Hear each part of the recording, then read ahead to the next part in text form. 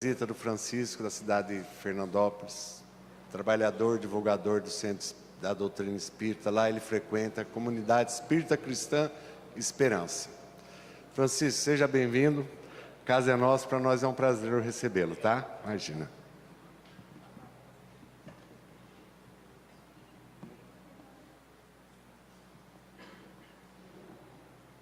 Acho que é melhor eu ficar do lado de cá, né? Fica à vontade. Quer que apareça a luz? Se puder, tá bom. Fica melhor com essa Né? apagada. Tá certo. Porque enxerga. Aí a imagem fica melhor. Boa noite a todos. Que Jesus, nosso mestre, irmão e amigo, se faça presente em nossos corações, hoje e sempre. Eu estou muito feliz de estar aqui hoje, por dois motivos, né? Primeiro, que há muito tempo eu não venho. E segundo, que é o aniversário da casa, né? Olha que bênção, né? Com certeza a espiritualidade toda aqui para comemorar essa festa, que realmente é muito difícil a gente poder comemorar anos de casa espírita, porque existe uma coisa que se chama movimento espírita, e esse movimento é feito por pessoas, e a partir do momento que é feito por pessoas, tem divergência, tem problema, tem problemas no relacionamento. Então isso acontece e é natural acontecer. Por quê? Porque nós estamos no aprendizado, e esse aprendizado é o único motivo de estarmos aqui na Terra. Quando a gente aprender a aceitar o outro como ele é, a respeitar as suas opiniões, a não bater de frente, eu posso discordar, mas sem deixar de gostar daquela pessoa. Eu não preciso aceitar, mas eu tenho a obrigação de respeitar a opinião. Então isso faz com que a gente consiga se manter juntos no mesmo ideal. Isso é importante. Eu trouxe um tema para nossa reflexão aqui, que chama a porta estreita. E interessante que um amigo, ele me questionou sobre como que é difícil a gente se manter na porta estreita. E aí falou, vamos sentar, vamos estudar, vamos levantar o que realmente é difícil, por que é difícil tudo isso. Então foi onde a gente chegou à conclusão de que durante o dia, nós estamos, na maioria das vezes, na porta larga. Uma diversão, um shopping, um passeio, uma viagem, uma lanchonete, uma visita a um amigo, tudo isso é a porta larga. Nós vivemos em sociedade, é necessário a gente estar envolvido nisso. E a porta estreita é quando eu estou enxugando uma lágrima, quando eu estou abraçando alguém, quando eu estou socorrendo, quando eu estou emprestando os ombros para alguém chorar. Então nós podemos transitar de uma porta para outra com muita facilidade, desde que a gente tenha a predisposição de poder ir ao encontro do outro. Quantas pessoas falam, eu não gosto de esticar um assunto, porque a pessoa depois começa a desabafar e eu não sei o que falar. Mas quem falou que precisa falar?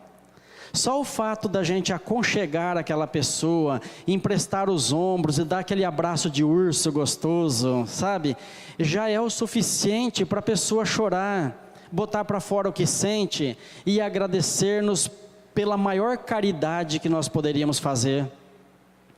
Então a caridade da benevolência, da assistência.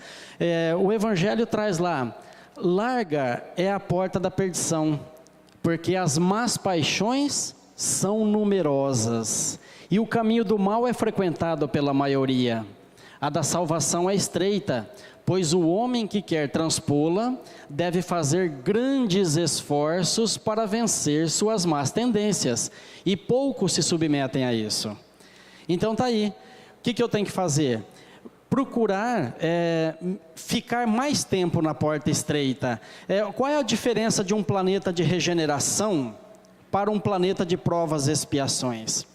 No nosso sistema solar, de acordo com a primeira revista espírita de 1858 de Kardec, mais precisamente março de 1858, Kardec entrevista um morador de Júpiter, que é o planeta mais evoluído do sistema solar nosso. tá? E aí, ele pergunta alguns dados relacionados ao planeta, porque lá já é regeneração há milênios, enquanto nós estamos começando a ensaiar para adentrar à regeneração. Então lá eles perguntam, né, qual é a diferença de um planeta de provas e expiações para uma regeneração? Trocando em miúdos, o planeta de regeneração, 80% dos espíritos que habitam lá vivem 100% na porta estreita. E o planeta de provas e expiações como o nosso, 80% vivem na porta larga. É a diferença. Então qual é a intenção? É começar a fazer o bem no limite de nossas forças, é começar a aceitar o outro como ele é, começar a respeitar as opiniões, começar a viver em sociedade. Enquanto eu não me perdoar, eu não perdoo ninguém. Enquanto eu não me aceitar, eu não aceito o outro. Enquanto eu não admitir os meus erros, eu não vou admitir os erros do outro. Jesus nos chamou de hipócrita por causa disso. Ele falou, primeiro tira a trave do seu olho, para depois tirar o cisco do olho do teu irmão. Ou seja, faça primeiro para você. E a doutrina espírita está aqui, nos mostrando que isso é possível a partir do conhecimento. Agora, não se iludam que pelo fato de nós estarmos dentro de uma casa espírita, nós já estamos prontos. Porque o conhecimento não é sinônimo de elevação espiritual. Conhecimento agregado à mudança de comportamento, sim, é evolução espiritual. Porque, gente, o umbral está abarrotado de espírita que decorou o Pentateuco kardeciano, que sabe pergunta dos espíritos, decora e salteado. O umbral está lotado de católico e evangélico que decorou a Bíblia. Mas e daí? Não mudou aqui, ó. Não fez diferença. Nós viemos aqui com o esquecimento do passado e tentar modificar o nosso comportamento, nos transformando numa pessoa melhor. Então, o que Kardec disse? Reconhece-se o verdadeiro espírita pela sua transformação moral e o esforço que emprega para vencer as suas más inclinações. Então o verdadeiro espírita não é aquele que decora livros. O verdadeiro espírita é aquele que pega o pouco que já sabe e modifica seu comportamento, se transformando numa pessoa melhor. Aprende a fazer o certo independente da opinião do outro, porque nós temos uma preocupação muito grande com relação ao que o outro pensa e com o que o outro fala. Eu vi uma frase esses dias que eu achei interessante. Diz que o errado é errado, mesmo que todos estejam fazendo. E o certo é certo, mesmo que ninguém esteja fazendo. Então o que eu tenho que fazer? Começar a fazer o que é certo, independente do que o outro pensa ou do que o outro fala. Para quem não me conhece, eu tenho o costume de trazer muitos exemplos, tá? Eu sempre preparo temas para mim. Tudo aquilo que eu tenho dificuldade em lidar comigo, eu preparo, falo muito sobre aquilo, né? Tem um ditado que diz que água mole em pedra dura, quem sabe um dia fura, né? Quem sabe eu aprendo também. O fato de estarmos aqui na frente, gente, ninguém tem autoridade para subir aqui e falar que faz tudo isso. Tá? Nós somos aprendizes também, e com mais responsabilidade ainda, porque nós estudamos para poder repetir, provando que a gente conseguiu entender. Então, veja bem, o que nós temos que fazer? É realmente começar a modificar o nosso comportamento, é deixar de lado aquela teimosia, a arrogância, o personalismo, em querer ser o dono da verdade. Cada um de nós tem o seu calcanhar de Aquiles. Cada um de nós tem a sua fraqueza, sabiam? Às vezes eu chamo a atenção de alguém e eu corrijo o outro, porque aquele quesito eu domino, eu sei mais do que o outro, mas eu estou esquecendo que o outro pode fazer 10 coisas melhores do que eu, e eu não olho. Então cada um de nós tem a sua fraqueza, cada um de nós tem a sua dificuldade em lidar com algumas situações. Eu trouxe um pequeno videozinho só para descontrair aqui, só para vocês verem que cada um de nós realmente tem o seu calcanhar de Aquiles. Olha lá. Ué, não funcionou por quê?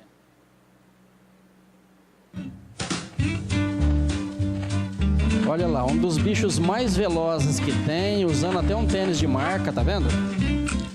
Vai disputar a corrida com quem?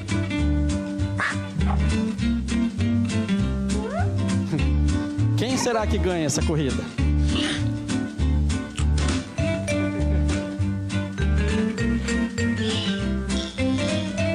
Olha lá, não alcança nem o pezinho.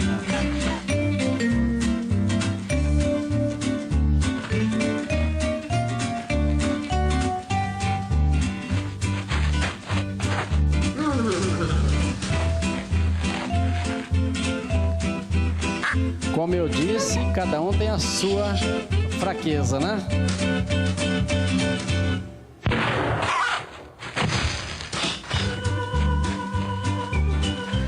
Tá aí, ó. O avestruz, quando se assusta, enterra a cabeça.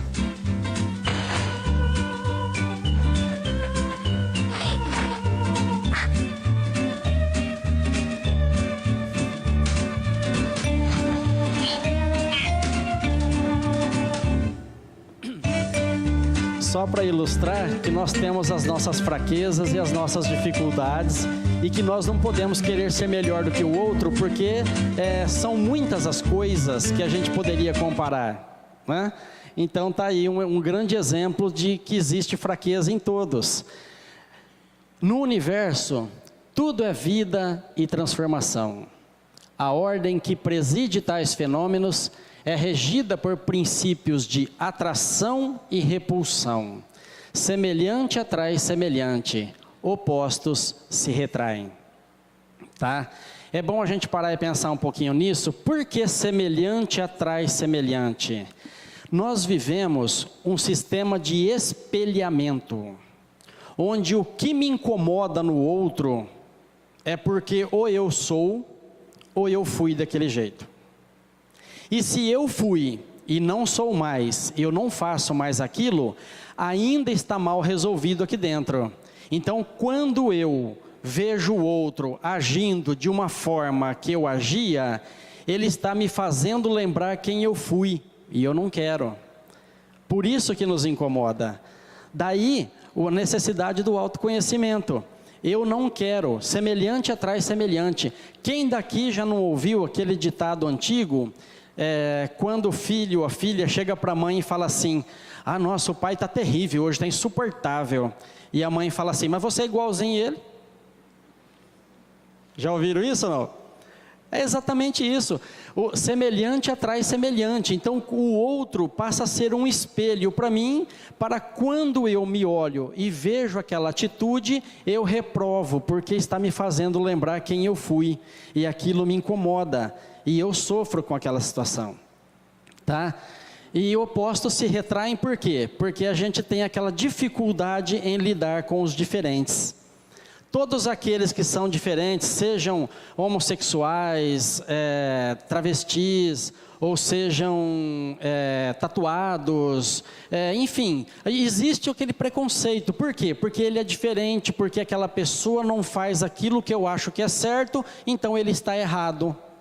Por quê? Quem disse? Quanta gente boa não tem desse jeito? E quantas pessoas muito bem vestidas que a gente conhece que são mau caráter, né? Pegando um grupinho mais ou menos em Brasília, não é verdade? Então a gente vai ver, tem gente boa lá dentro? Claro que tem. Por outro lado também tem aqueles que pela aparência seriam julgados como melhores. Então, tudo que criticarmos no exterior, encontraremos em nossa intimidade. Isso nos leva a entender que o ambiente em que vivemos é, em verdade, um espelho, onde nos vemos exatamente como somos. Daí, mostrar para nós o tanto que nós somos influenciáveis, e cada vez que eu estou perto de uma pessoa negativa, vocês já não ouviram falar, ou mesmo vocês também já falaram, eu não gosto de encontrar aquela pessoa porque ela é muito pessimista, ela é muito negativa. Já ouviram isso já ou não? Então, por que que isso acontece? Porque nós somos influenciáveis. Eu me deixo ser influenciado por aquela pessoa. Pela falta do autoconhecimento, eu não consigo chegar perto de uma pessoa negativa e não ser contagiado por ela. E aí eu saio perto daquela pessoa mal, sofrendo, e quando surgir uma próxima oportunidade, muito provavelmente, se a gente ver ela vindo na mesma rua, a gente vai acabar cruzando a rua fingindo que não viu. Por quê? Porque acabamos fazendo mal. A mesma coisa é no hospital. Quantas pessoas dizem assim, eu não gosto de ir no hospital fazer visita, que eu vejo aquele sofrimento e eu sofro também. Claro, é um sofrimento, mas quando eu me proponho a fazer uma visita em casa, ou no hospital, por alguém que está sofrendo, eu preciso levar o meu otimismo para aquela pessoa e não entrar na faixa negativa dela. Então aí eu me mantendo numa faixa mais elevada, eu não vou ser contaminado pela dor do outro, mas ao mesmo tempo eu vou tentar contaminar aquele doente para que ele melhore, para que ele se sinta melhor. Dá um abraço, fala, você vai sair dessa, daqui a pouquinho você está lá nas suas atividades. Principalmente, fala assim, observa o que Deus está querendo de você. Por quê que você está nessa situação? Por que que isso aconteceu?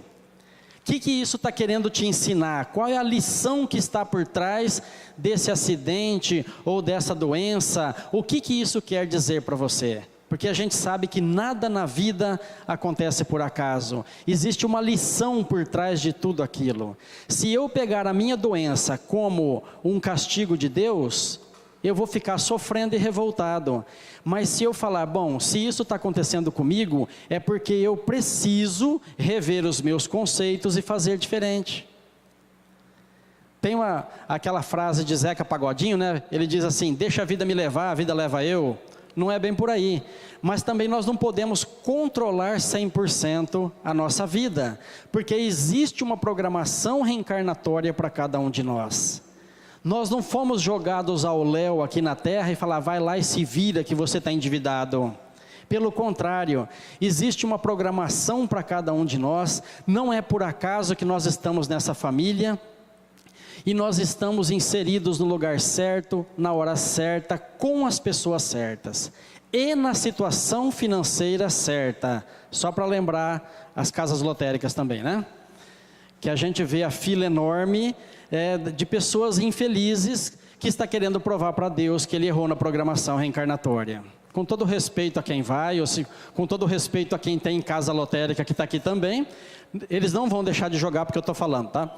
Mas isso é natural. A gente fica tentando, infeliz, tentando provar que nós estamos no lugar errado. E enquanto essa rebeldia continuar, eu vou continuar sofrendo. Eu não vou adentrar a porta larga, aliás, a porta estreita, por quê? Porque eu me permaneço na porta larga sofrendo. Só para ter uma ideia, o tanto que nós somos influenciáveis, eu gostaria que vocês me dissessem qual é o sentimento que brota em vocês quando vocês veem uma imagem dessa. Que tipo de sentimento desperta em vocês? Podem pedir ajuda aos universitários. Alguém se arrisca? Eu vi alguém falando amor, carinho. Que mais? Como? Alegria, exatamente, alegria. Fome, né? Tem um cachorro quente aqui, ó. Então, perceberam que em alguns instantes que a gente parou para observar uma coisa boa, uma coisa alegre, despertou um sentimento dentro de nós que nos tirou, não importa o que vocês estavam pensando antes disso. Eu consegui, através das imagens, tirar vocês daquela faixa que vocês estavam. Percebeu tanto que nós somos influenciáveis? E agora, qual é o sentimento que vem à tona? Tristeza. Fome, que mais? Miséria, dor, indignação. Tem injustiça de Deus aqui? Não, né? Tem injustiça dos homens, de Deus não. Porque Jesus deixou muito claro, você tem a liberdade de plantar o que você quiser, mas é você quem vai colher. Nós só colhemos o que nós plantamos. Aí fala, mas são crianças. Mas quem falou que existem crianças? Existem espíritos milenares momentaneamente na fase infantil. Só que se nós formos duros como é lá no país deles, nós vamos deixar o sofrimento, porque lá eles não conhecem Jesus. Agora, se colocar Jesus, o que Jesus fala? Ame o seu inimigo, né? Faça as pazes consigo mesmo, aceite o seu próximo como ele é, ajuda, faça caridade, tudo isso está implícito nos ensinamentos do Cristo. Então, qual é a nossa obrigação? Já que a gente sabe que ali tem injustiça dos homens, mas não tem injustiça de Deus, a nossa função é ajudar. É muito importante isso. Aliás, fica como sugestão, quem quiser depois, tem uma pessoa que está indo para a África, aqui da região, já foi 3 vezes para a África naquelas excursões de ajudar as crianças, e ela faz palestra, então depois eu posso passar o telefone, tá? Vale a pena também que ela traz imagens e vídeos relacionados. Então olha lá, evidentemente os locais de nossa movimentação serão sempre o resultado da soma geral das criações que neles imprimimos. É só lembrar de Jesus quando diz, onde está o teu tesouro, ali estará o teu coração. Por quê? Se eu estiver focado em filmes de terror, em jornais sensacionalistas, em guerra de nervo, em discussões que não tem necessidade, eu me mantenho numa faixa vibratória negativa, onde eu não tenho vontade de fazer o bem. Falar, isso aí é obrigação do governo, eu não estou afim, eu tenho que cuidar da minha vida, eu preciso dar um jeito de ganhar dinheiro, todo mundo está ganhando dinheiro, eu não estou ganhando nada. Quer dizer, enfim, a gente fica indignado com o que está acontecendo. E se a gente focar a nossa atenção abandonando essas coisas ruins que tem, e focar, tipo, um livro, um filme emocionante, onde a gente pode, né, se emocionar com ele, chorar, então isso vai fazer o quê? Vai fazer com que a gente possa modificar a nossa maneira de ser, e se transformando numa pessoa melhor, ou pelo menos um pouco mais sensível com a dor do outro.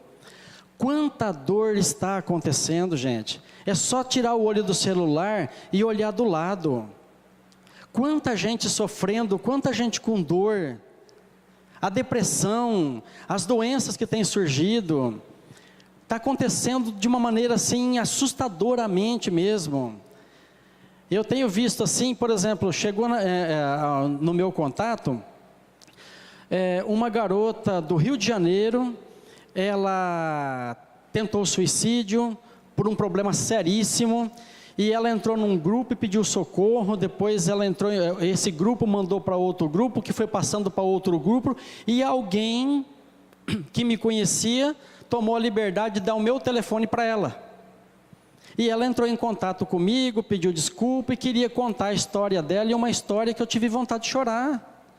Muito triste a história dela, uma garota com 23 anos, sofrer o que ela sofreu. E aí?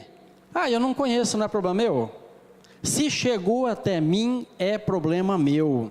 Se você estiver andando no calçadão e você vê alguém chorar, e você se atentou para aquela pessoa chorando, já é problema seu. Já tem obrigação de pelo menos ir lá do lado e falar assim, quer conversar um pouquinho? Quer me contar o que está acontecendo? É obrigação, porque senão aquela pessoa pode sair dali e se matar. Divaldo Franco teve recentemente aqui, mas ele teve em Fernandópolis um dia antes. E lá ele falou sobre essa parte do suicídio, e ele disse que até 2030 não vai dobrar, vai multiplicar o número de suicídio. E nós temos que estar atento, que às vezes tem dentro da nossa família. Às vezes tem filhos ali que estão com um comportamento diferente, e a nossa correria não deixa a gente estar atento a isso. Isso é porta estreita, isso é estar lá para poder dar atenção. Tem uma pergunta no livro dos Espíritos, somos responsáveis pelos nossos filhos? Sim, inclusive se falharem.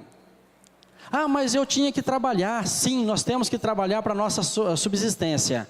Por outro lado, os filhos são mais importantes. E se a gente ficar 2 ou 3 anos sem trabalhar para ter que cuidar de um filho, nós estamos fazendo certo. Então é hora da gente rever os nossos conceitos, tirar o nosso julgamento. Esses dias chegou uma mãe para mim e falou assim: ó, eu lavei minhas mãos com meu filho, ele está nas drogas ilícitas e das piores, não tem saída. Eu falei: você fez tudo o que estava ao seu alcance? Fiz. O que foi que você fez? Eu, a princípio, eu brigava com ele, depois eu mandei para uma clínica, depois eu mandei para o padre, depois eu mandei para o pastor, depois eu falei: legal. Eu falei: mas a única coisa que deveria ser feita não era nada disso. A única coisa era ter chegado nele, abraçado e falar: filho, eu não estou aqui para te julgar. Eu estou aqui porque eu te amo e eu estou vendo você se perder. Quando você quiser ajuda, eu estou aqui, mas eu preciso que parta de você a vontade de fazer isso. E ela começou a chorar. E aí a gente vai vendo que a única coisa que Jesus pediu para que a gente fizesse, nós não estamos fazendo, que amássemos uns aos outros. Mas a preocupação com o que o outro vai falar e com o que o outro vai pensar, porque teu filho é drogado, teu filho é isso, teu filho é alcoólatra, e daí? É um problema meu. A gente sabe que nós temos um pouco de responsabilidade, mas nossos filhos são espíritos milenares que carregam tudo isso nas suas encarnações, e foi colocado dentro do meu lar para que eu pudesse direcionar, e não me matar de trabalhar para poder só sustentar, se está tendo o suficiente para comer. Quem falou que o materialismo é importante? Quem falou que vai ser perguntado para nós quanto eu ganhava e se eu tinha fazenda ou carro? Vai ser perguntado: o que vocês fez com os bens que eu te emprestei? Quais são os bens? Esposa, marido, filhos, companheiros de trabalho, amigos que frequentam a minha casa. É isso aí. Isso é porta estreita. O que nós temos feito? Não será perguntado de forma alguma quais eram os bens. Só que nós temos um juiz dentro de nós que é muito severo e julga com muita severidade. E se deixar, nós decretamos também a sentença e executamos a sentença. Esse vídeo mostra um pouquinho do que eu estou falando. Ó. O que vocês pensariam de uma cena dessa? Ó? Um garoto, boné virado para trás, de madrugada, com uma sacola cheia de tubo de spray.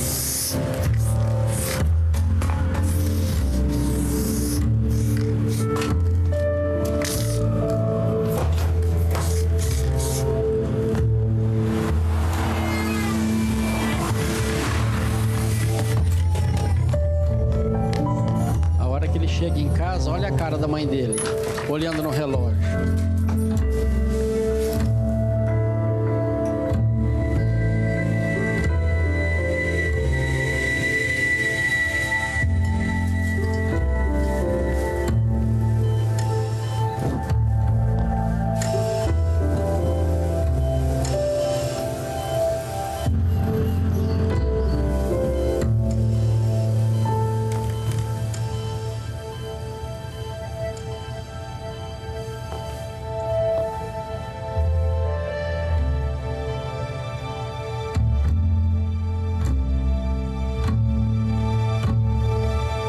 Que lindo que ele fez. Uma irmãzinha no leito que não podia sair, e ele então foi lá, pegou aquela parede suja de frente para o quarto, pintou um desenho, uma paisagem mais bonita, e escreveu: Be brave, seja forte, lute, seja brava, não desista. Mas o julgamento até da mãe acabou acontecendo. Então, quer dizer, mesmo que a pessoa seja uma pessoa que não cometa tantos bens por aí, mas às vezes carregam o bem dentro de si. É natural. Se a gente pegar um assassino, ele acaba tendo um filho que tem afinidade. Dentro de todos nós tem a centelha divina. E a gente vai ter que aprender a lidar com tudo isso. a olhar diferente para as pessoas, a não julgar, a abraçar mais. Isso chama-se alteridade. O que é alteridade? É aprender a conviver com os diferentes, respeitando eles como eles são, sem tentar modificá-los. Esse é o caminho. Então, o livro Caminho, Verdade e Vida, de Chico Xavier, traz um trecho lá. Quando estiveres na porta estreita, dilatando as conquistas da vida eterna, irás também só. Não aguarde teus amigos, não te compreenderiam. No entanto, não deixe de amá-los. São crianças, e toda criança teme e exige muito. Eu posso passar uma tarefinha para casa ou não? Não vai ter nota não, tá? Mas quem tem o livro Fonte Viva, que é da mesma coleção do Caminho, Verdade e Vida, eu gostaria que vocês anotassem aí. Quem não tem, baixa em PDF, que é gratuito, e procure a mensagem número 70, intitulada Solidão, tá? Por quê? Essa mensagem, Solidão, é o único lugar nas leituras de Emmanuel que a gente vai encontrar Emmanuel fazendo uma poesia. Porque ele está falando que quando a gente estiver na porta estreita, vai ser diferente a nossa vida. Nós vamos trocar o círculo de amizades, nós vamos fazer diferente, nós não vamos mais nos comprazer com o mesmo tipo de festa, com as bebedeiras, tudo vai mudar quando eu começo a permanecer um pouco mais na porta estreita. E Kardec fala: onde estão aqueles que compartilharam com você a infância primaveril? Ele diz: certo, ficaram voejando como as borboletas que se esfacelam ao primeiro contato da luz. É uma poesia linda, dizendo que nós vamos experimentar uma solidão a partir do momento em que eu adentrar essa porta estreita. Por quê? Porque eu estou fazendo diferente da maioria. Eu já aprendi a fazer diferente. Eu tenho que viver em sociedade, porque nós vivemos em sociedade. Só que, por outro lado, eu vou ter que modificar a minha maneira de agir e ser para poder permanecer na porta estreita. Então o meu foco tem que ser mudado. Desculpa, olha lá. Tudo que eu penso, falo, vibro, leio, assisto, interfere na transformação do perispírito. Onde está todas as doenças? Eu diria todas não, mas eu conversei com um médico e um psiquiatra a respeito disso. De 90% a 95% das doenças que existem têm origem em nosso estado emocional. Então, se uma pessoa costuma guardar muita mágoa por muito tempo, lá no livro O Autodescobrimento de Joana de Ângeles, ela vai falar que uma mágoa alimentada por muito tempo pode desenvolver um câncer, que não estava na minha programação reencarnatória, mas foi desenvolvido porque eu não consegui perdoar. Então aquela energia negativa da mágoa danificou células que estavam nascendo em nosso organismo. Fibromialgia, depressão, tudo isso está relacionado ao nosso estado emocional. Daí a dificuldade. Tudo por quê? Pela nossa faixa vibratória. Então, se eu começo a injetar coisas boas, energia positiva, eu vou tomar o passe, mas eu não vou mais assistir filme de terror, eu não quero mais assistir jornais sensacionalistas, eu quero buscar coisas boas na minha vida, claro que eu vou ter saúde. Mas se eu ficar focado só nas brigas e discussões, eu vou me adoecer. E isso não é castigo de Deus, é consequência dos nossos atos. A questão é que vai chegando o fim da vida e a gente fala assim: se eu pudesse voltar atrás, quanta coisa eu faria diferente. E se a gente desencarnou e bate do lado de lá e fala assim: meu Deus, eu fui lá para perdoar, não perdoei, fui para aceitar, não aceitei, eu fui para fazer isso e não fiz. E aí, gente, o desespero para a gente conseguir voltar está cada vez mais difícil. E tem mais um detalhe: quando a gente volta a adentrar a porta larga. Chega aqui o materialismo, fala mais alto: eu tenho que dar uma boa escola para meu filho, para que ele tenha um bom diploma, para que ele arrume um bom emprego, para ganhar muito dinheiro. E lá se foi a ideia. Então olha lá: reconquistando porém a oportunidade da existência terrestre, quer dizer, eu consegui mais uma encarnação, que é essa que nós estamos, a pessoa volta a procurar as portas largas por onde transitam as multidões. Ué, o que aconteceu? A palestra saiu fora aqui, peraí.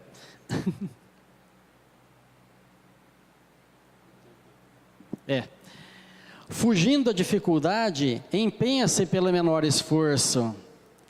Temendo o sacrifício, exige vantagem pessoal. Olha só, tudo indo por água abaixo, aquilo que a gente prometeu no plano espiritual que iria fazer e não faz. Longe de servir aos semelhantes, reclama o serviço dos outros para si. E no sono doentio do passado, quer dizer, reproduzindo as reencarnações, atravessa os campos de evolução sem algo realizar de útil, menosprezando os compromissos assumidos. Em geral, quase todos os homens somente acordam quando a enfermidade lhe requisita o corpo, as transformações da morte. E aí a gente volta a falar, se fosse possível voltar. E a gente vai jogando uma encarnação atrás da outra fora, perdendo as oportunidades de aprendizado. E quando eu peço paciência para Deus, tem aquela criatura difícil do meu lado, não é? Porque paciência não é conquistada com passe, com centro espírita, com conhecimento, nada disso. Isso aí é instrumento para conquistar, porque a paciência é uma virtude a ser desenvolvida e exercitada. Então, quando eu peço paciência, vem alguém difícil do meu lado e fala, tá aí ó, você quer a paciência, desenvolva ela, tendo paciência com essa pessoa que te tira do sério. É o caminho. Virtude é conquistada, ela não vem de brinde. Não é assim que acontece. E antes de eu falar o que é isso, eu gosto de contar uma passagenzinha de Jesus que eu admiro muito, né? Conta-se que na época de Jesus, um doutor da lei se travestiu de pessoa simples e humilde e se misturou à multidão. E aí, num dado momento, ele levanta a mão e pergunta para Jesus, o senhor não acha que está errado os romanos cobrarem tantos impostos da gente? Está difícil, temos passado necessidade. Então, olha a astúcia dele, né? Se ele fala, está certo, está errado cobrar impostos, os soldados já estavam lá para prendê-lo. E se ele fala, está certo cobrar imposto, o pessoal fala, vamos embora daqui, ele está junto com os homens, né? Vamos fazer o quê? Só que Jesus é Jesus e a gente não tem noção do tamanho e da grandeza de Jesus. Então ele disse naquele momento, você tem uma moeda no seu bolso? Ele falou, tem sim senhor. Ele falou, de quem que é a face estampada na moeda? Ele falou, é de César. Ele falou, então meu amigo, dai a César o que é de César, mas dai a Deus o que é de Deus. Então aqui, nós vemos aqui, ó, as festas, as diversões, as brincadeiras, aquela ida no shopping, as viagens que a gente faz, não está errado. Não está errado, é dar a César o que é de César, é a porta larga, tá? Mas será que nós temos dado a Deus o que é de Deus? É permanecer na porta estreita que ele se referia? Então fica essa pergunta no ar para nós. O que nós temos feito? O que pode ser feito a partir de agora? Não se culpe, porque todo espírita se culpa demais. Eu prometi que eu não ia falar mais isso, eu prometi que eu não ia fazer tal coisa, mas a gente vai lá e fala, e faz, e aí depois bate arrependimento, bate sentimento de culpa. Para quê? Arrependimento e culpa não adianta nada. Eu preciso pegar isso, admitir então que eu errei, vai lá e peça desculpa e faça diferente a próxima vez. O que Jesus falou? Falou, você está condenado? Falou, não. Ele curou, ele perdoou, falou, vai e não peques mais. Ou seja, vai lá, esquece agora, vai lá e faz diferente a partir de agora. Isso é reforma interior, isso é mudança de comportamento, isso é fazer diferente. O Evangelho está lá, o primeiro pensamento de todo espírita sincero deve ser o de procurar nos conselhos dados pelos Espíritos, se não há algo que lhe diga respeito, quer dizer, tudo, né? O Espiritismo vem multiplicar o número dos chamados, pela fé que proporciona, multiplicará também o número dos escolhidos. Então, quando a gente se perguntar por que são 30 bilhões de espíritos compatíveis com a Terra, e aqui só tem pouco mais de 7 bilhões e meio, por que justo no momento mais difícil de transição da Terra, eu estou aqui encarnado? Então já pode parar de se perguntar, é só lembrar de Jesus que ele disse, a quem muito foi dado, muito será pedido. Então é hora da gente sair da mesmice das reprodução das mesmas encarnações e começar a fazer agora. Nós estamos no lugar certo, na hora certa, com as pessoas certas. Vamos fazer diferente. Vamos aproveitar a encarnação, porque essa pode ser a nossa derradeira. Nós estamos sendo convocados como trabalhadores da última hora pelo Cristo. Falou, vai lá, você já viveu experiência, já errou, já acertou, já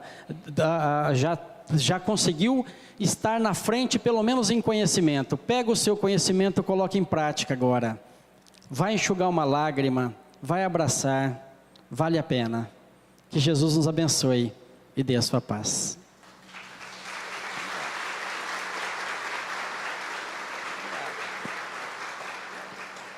Obrigado pelo carinho, gente. Muito obrigado.